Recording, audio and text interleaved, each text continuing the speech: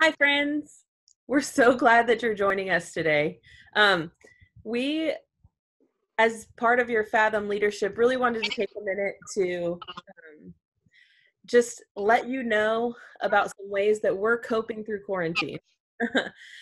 This little video podcast kind of style conversation that we're having today is just a way for us to help you see how we're coping through it and how, some ways that you can cope through it. As always, we love you and we are here to support you. So if there is any way that we can help you, please don't hesitate to reach.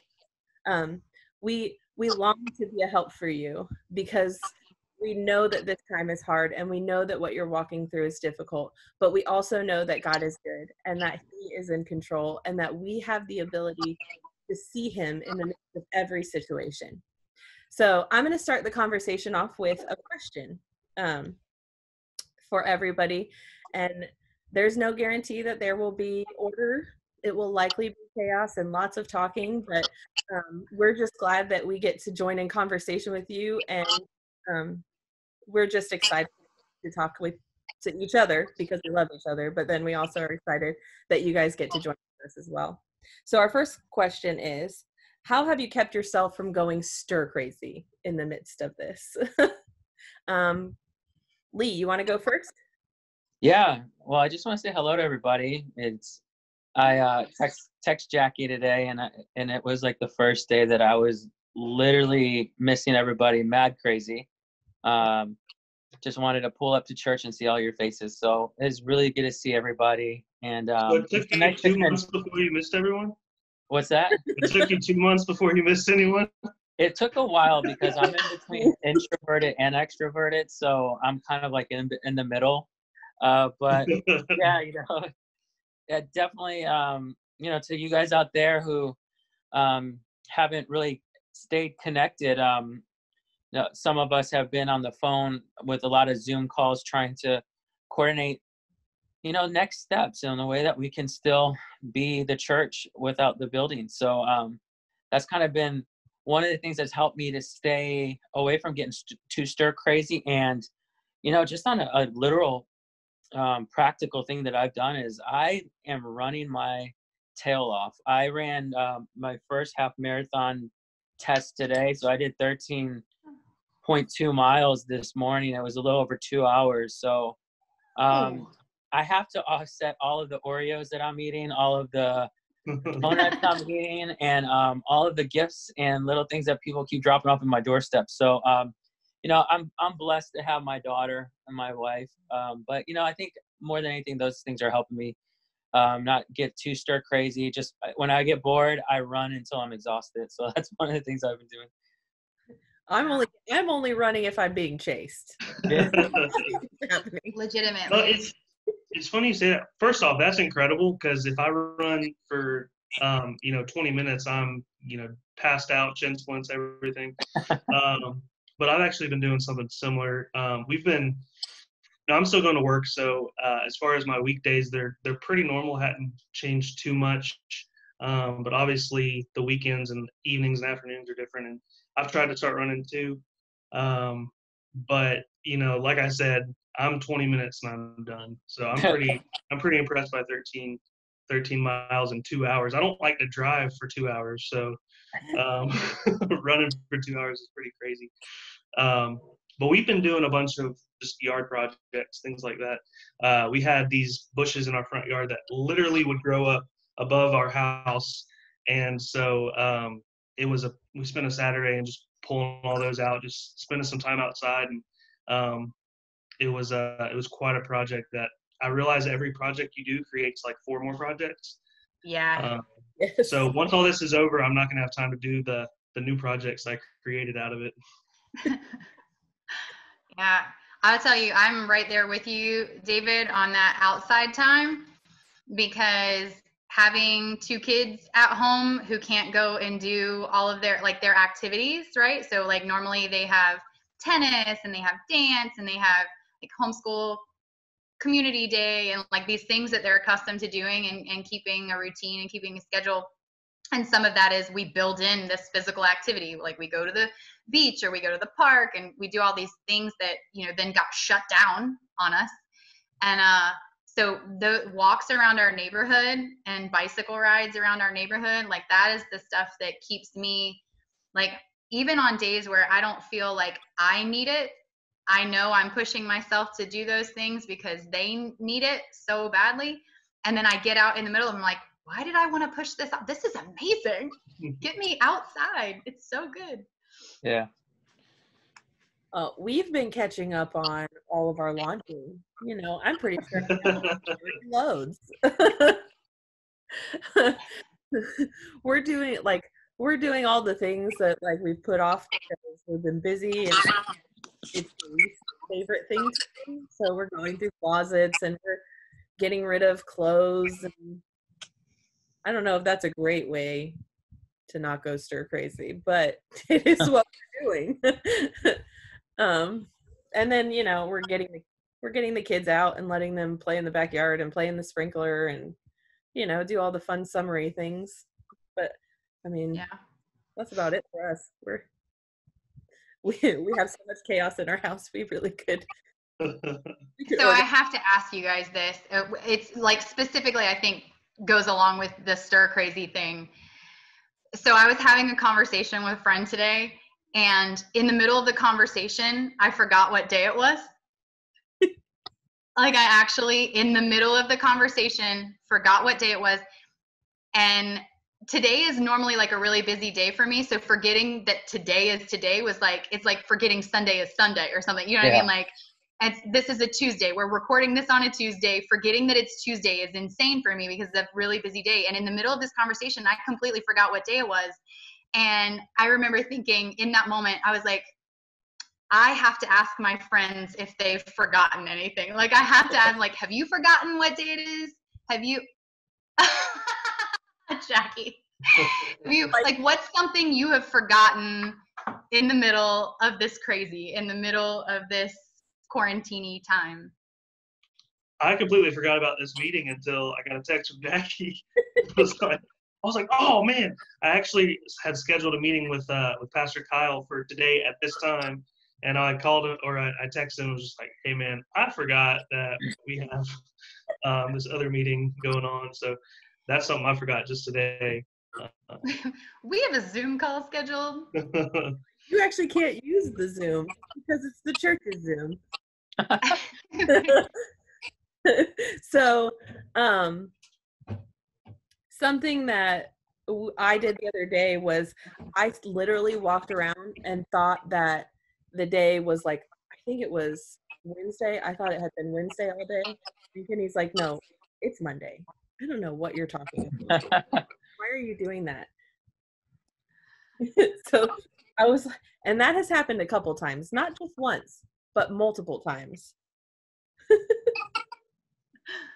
Well, it's just weird. Like our minds just play trick on us when we get out of routine. And like I said, my routine's pretty similar, but my weekends, I will say, my weekends feel like they're twice as long as they were before.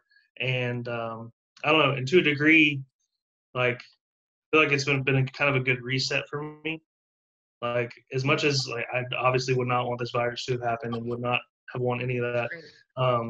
It's been really good to get to spend some time with Sophie on the weekends that honestly we were just kind of overlooking before, just because there's so much that can occupy your time, but when there's nothing to occupy your time except each other, you know, I think it's good for us to just kind of dig deeper into the closer relationships with our family that we have. You know. Yeah. I think That's something awesome. cool is we've been really consistent. So, you know, we're really busy. We homeschool, but homeschooling is not what people are doing right now. 'Cause homeschooling, we go all the time. I'm, you know, and something that I've really been consistent with is doing a devotional with the kids in the morning and like really making it a priority to get into worship and prayer and then reading the word. And that has started our day off really well. It has really kind of anchored our sanity in the middle of all of it. It's been really cool to see how the Holy Spirit has moved in that. And it's just been good for us. Yeah, I mean, I'm not even going out like like try to be, fake or anything, but we get fed the word, we get fed music, we get fed every Sunday. And like, and during the week we get so busy with work and everything, we tend to forget about that time. It might be a quick prayer in like the car, or might be a quick laying your hands on your kids before they go to sleep. But like, we did a thing in Freedom that says when you don't eat, your body gets louder, but when you starve your spirit, man, it gets quieter. Yeah. And like right now, you get all this time, and I keep thinking about like, as much as I'm eating, as much as I'm like getting, fed every single day, like I have to constantly remind myself that to take the time to keep feeding my spirit, man, because I start wondering why, we can all be honest, we get so frustrated with the little things, or we get like, we're around our loved ones, or a lot around and you're so quick to just react, and you're like, I think this time has really made me confront me, because one of the things that I think of as my identity, my identities in my kids, my daughter, my identities with my wife, my identity is, maybe it's leading a worship song or being a hairstylist. I mean, that's like a huge identity of what we do. And like today I was just thinking about it, how my DNA is really, from the beginning of time was created to worship God and to be closer to him. So that's kind of like been a theme for me recently, is like when I start having my ups and downs in this time, I keep just reminding myself how good God is and what he's called me and who he is. But I think that's something that I'm challenged with in this time right now, is to like, let's not worry about the things that you can always give back. But what about the things that are going to help me spring me forward and get me closer to God in this time? So, I mean, I don't know if anyone else feels that, but like, I don't know if that makes sense to everybody out there, but I wonder what everybody else is practicing, because I'll take all the help I can get right now to get closer, to God, especially with my human side I'm confronting every single day here in the house by myself, for 24 hours sometimes. So. Yeah, I feel like the adjustment to watching church online, strictly that, has been so strange. Like just to be honest. And I don't know. I'm sure a lot of people feel that way. I'm sure all of us probably feel that way to a degree, because church, and honestly, it was the first 2 weeks. It was kind of hard to watch, and like, just because it's like you just want to be there with everybody, and there's like that sense of loss or whatever, because you're not, you know, at church, you're not out of the house, and it's kind of, how have y'all dealt with that a little bit? Because it really is a huge change. I was actually talking to Pastor Kyle about it today. It's like everything was normal. We're just cruising along, having church, and then all of a sudden, boom, like in a week, everything changed. And I was actually out of town the last week we had church in person. So it was even weirder for me, because it was like, I don't know if I should say weirder, but it was, I didn't get that last time with everybody. So how have y'all coped with all that? I was going to say, I was the same way. Like my family wasn't there the last Sunday that everybody met, and we watched it online because we were fortunate to be able to watch it on Facebook Live, right? I felt so blessed that the Facebook didn't glitch and didn't mess up, and that it actually went all the way through. And I was just like, this is so wonderful that I still get to like experience it. And then I'm like, I didn't realize that it was going to be this way. For much longer than that week. Yeah, I think for me, church is so much about the people. I mean, I can get the spiritual food anywhere, and don't get me wrong, I love Kyle's messages. I love how he stewards us. I mean, and I'm thankful for the pastor that we have. But I mean, it's really about the relationship. If I wanted to do church online, I mean, I could do that every single week, but the purpose of going to church is to fellowship with the body of Christ and to be united with them. And that has been really hard for me, because even though I probably seem like an extrovert, I am very much an introvert. And so I thought, this time would be pretty easy, because I'm like, I'm okay being alone. That's okay for me. But this has really shown me, like, I really love being with Mhm. people. You know, like, I love all of you, and I really do love being with you. Even the days when it's hard to get up and want to go, I really do want to go because I want to be around you guys. It's not, I mean, I love worship. You know that. I'm always on the front row. I'm all over the place. But but it's about the people. If I had to give up everything just so that it could be just to be with you guys, it would be just to be with you guys, you know? Yeah. Yeah, I think something that you said about like looking like an extrovert, but actually being an introvert, like being one of those boisterous or outgoing introverts. I am a textbook extrovert, and I just think God has poured out so much of his grace and like his mercy. This is something that, like, I could quote the Bible, I could quote scripture and say his mercies are new every morning, but literally for 6 weeks, his mercies have been new every single morning, because every single morning I wake up and I know that I'm not going anywhere, right? I'm not gonna see my best friends. I'm not gonna hug or love on the people that I love, outside of my family, right? My people are now just my husband and my kids, and I've been in my house and in my neighborhood for close to it's like 50 days or something, like that. So where I was going with that is just that you realize, like, God is showing you things about yourself that maybe you didn't know before this time, that like how much you need people and how much you need that community, even though maybe before this you could have said, I'm cool being alone.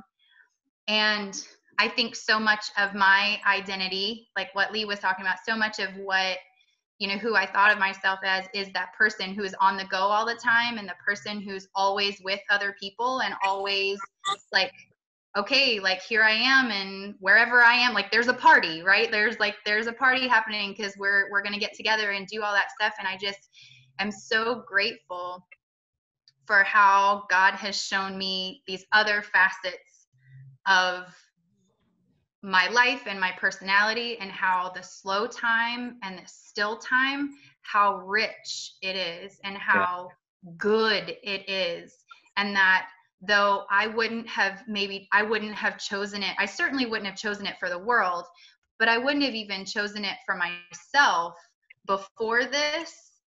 Now there's just something about this slowness and this stillness and this very intentional, quiet time that I can't ever imagine not choosing some of it, not protecting some of this after this is all over.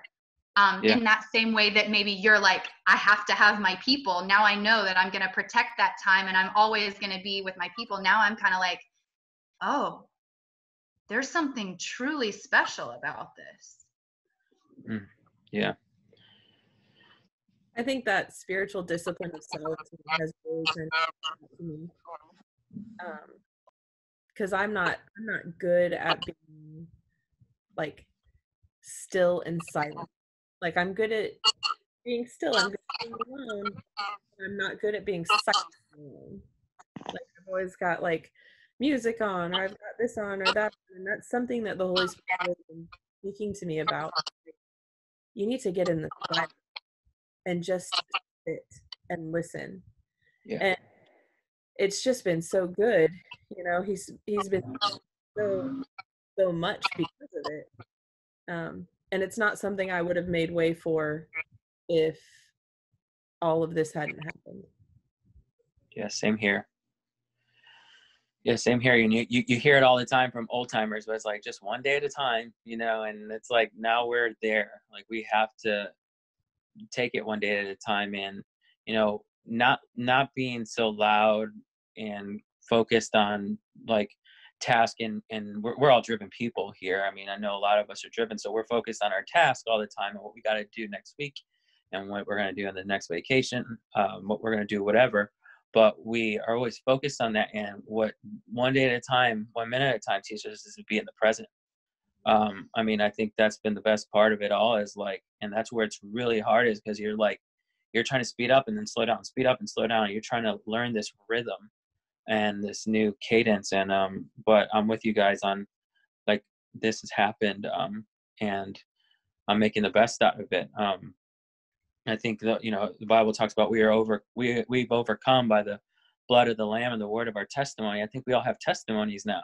Yep. I mean, we all have like stories. We all had struggles. Like somebody like me who's been furloughed. I mean, I got tons of clients that want to get done, but I can't do it. And sometimes it's hard to think about like where I'm at. But I mean, I just got another testimony. And I think some of the strongest people come out of like a situation, they can say, well, this is what happened to me.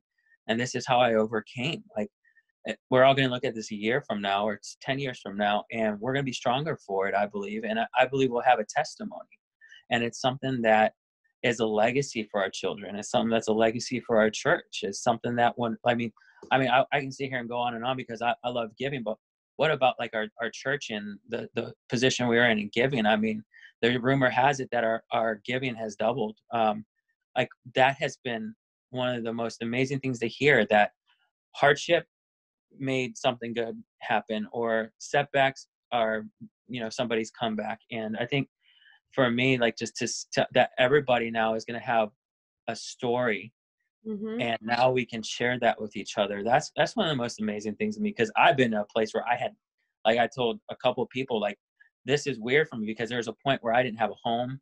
I was late on car payments, cell phones. I spent all my paychecks before they were even done. I literally had nothing, had to move back with my parents, and I quit my job. Like it took me to lose everything to go back to simple, and that's one day at a time, complete surrender and trusting God, and also doing the footwork on being who God wants me to be and stop doing it my way. And so I came back at that with this furlough part, and it was like it was uncomfortably familiar, because I know that once you hit the bottom, there's nothing but up. So Right. that's been kind of like my testimony coming out of there. I don't know if anyone else has like a triumph that they're seeing, maybe a little bit of light at the end of the tunnel, because we're talking about possibly reopening now after this 30 days. I don't know how you guys feel, but I mean, has anyone learned something about themselves like in this time, like other than cutting your own hair or knitting I or was gonna something? say I'm definitely rocking the quarantine cut, man. I got the cornflake color. Here is a terrible idea. I let my try first. I know for me, it's definitely like, with being, in bivocational ministry, as most of y'all are too. I mean, it's very much like I can be in such a hurry from thing to thing to thing. And it sounds like that's just how culture is to a degree now. Like, it seems like everybody's got something going on. We're always going from something to something. And I know that really, you say like, what are we gonna, what have we learned from this experience? It's kind of, for me, it's just, I said it a million times, but I never do it. I've got to slow down, because I'm just, in all honesty, like, I'm a better person when I slow down. Like, Amen. My temper isn't as short. Like, I'm slower to anger. Like, my relationship with God is better. My relationship with my friends, my spouse, my family is better. And I think it's especially true for people who are very result oriented to a degree, which I can definitely be. And so, I don't know, being able to pull back. And another thing that's been cool that I've noticed a lot, and I think as a culture and society, we're going to benefit from this, is, Sophie and I have been going on walks almost every day. We've been at least getting outside every day, usually a walk. And we're seeing tons of people out walking, tons of people like playing in the street with their kids, just to being outside and doing things with like their kids and their family that they didn't do before because they were, quote, too busy. But in reality, they just didn't have their priorities straight. And that goes for me too. Like, we prioritize, like, for me, sometimes it can be results. Sometimes, just to be 100% honest, sometimes it's ministry that I put over family, and that's not good either. Like, so I don't know. I just think there's a lot that our culture is gonna and our society is going to learn from this, that's going to honestly bring us closer to God, because when we can slow down and really look at ourselves, we can see the way that God wants to use us and transform us. So I don't know. That's good. It's real good.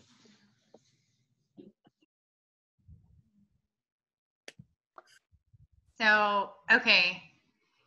So we've been on this call, and we would probably, like, all of us are sharers, and could probably stay on this call for like an hour and a half, just sharing and asking questions and stuff. But I have to ask you guys. So when, like, we're on the verge, right, of this opening, like we're on the verge of the world opening back up to us, and it not being frowned upon to go all the places and do all the things. Like, the world is starting to open back up to us. And so what is the thing that either like you miss that you didn't know, like you didn't realize how much you were going to miss it now that you don't have it? Or like B, or maybe both of these questions, answer both of these. A, what is the thing you missed the most that you had no idea you were going to miss? And B, where are you going to go first when it is open to you? Like, when the world is your oyster, where are you headed? Oh, man. And Lee, you can't say work. That's not an answer. We're fun. It is an answer, but it's not an answer I'm going to accept. I am waiting for Disney to reopen. I knew you were I don't care if it's 2021. You guys will see me skipping around with the happiest smile, biggest smile in Disney. I'm going straight to Disney, and yeah, that's what we're. I think all four of us are going to Disney, right? Like, we're all have like a Fathom Disney trip. yes. A Disney small group. Yes, let's do it. I am down. Yeah, Disney's one of the places that I want to go. Yeah, me too. Yeah. What do you, so like when they said it's a small world and they made that ride, they had no idea how small that world would get and that we need to go back. Yes. Yeah, we're going to go. That's where I want to go. And we planned on going to Chicago eventually. So we might try to get to Chicago to see my family there. My dad's side and my mom's brothers and sisters, we still have tons of aunts, uncles, cousins. They're all up there too. So that's where I would like to go as well. That's so fun. So we planned like 6 months ago. So our anniversary is coming up. First year anniversary, end of May. So we actually planned a trip to Tennessee, Pigeon Forge, Gatlinburg, Chattanooga first, and we're still going. We've been watching it, and it looks like we're leaving the 18th, and then we're going to be back on Memorial Day, which is the 25th, which is our anniversary. So we decided, we're going to go ahead and go. We got a cabin, so like worst case, if it's still shut down, we'll hang out in the cabin, maybe walk some trails or whatever. So we're not going to let it stop us. So we'll be gone for a couple weeks, right when things reopen. But as far as like that's the main thing that we're going to be doing. But as far as like the first thing that I did not expect I would miss so much is restaurants. I miss sitting in a restaurant so badly. Yes, like the bread basket that they bring to you. Oh yeah. And there's bread before, and you're starving, and you're so excited to eat, and they bring you bread and butter. Takeout's not the same. Like there's especially French fries. Like and I love a burger and fries. That's my thing. But like fries to go, they're soggy by the time you get back. You got to reheat them in the air fryer. Yes, air fryer has saved takeout for us. Serious. And that is like, if nothing else, the air fryer appreciation came out of this for sure. Oh, Even if there were no other lessons, air fryer is the greatest. That's awesome. Yeah, I think for me, I would say we're supposed to go to New York this summer, but that's probably not happening. So yeah, I want to wait. Yeah, because we have friends who live in Connecticut.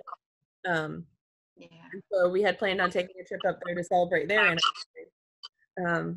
but that looks like it's not going to happen. So we're hoping. Last summer we took a trip to this farmhouse in North Carolina, and we're hoping that maybe we can do that again instead, meet them halfway, so that we can still hang out with them, but not go to New York.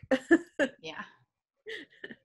We're like, I'm sorry guys, we love you, but that's like the whole point of all of this. So not this year. Yeah.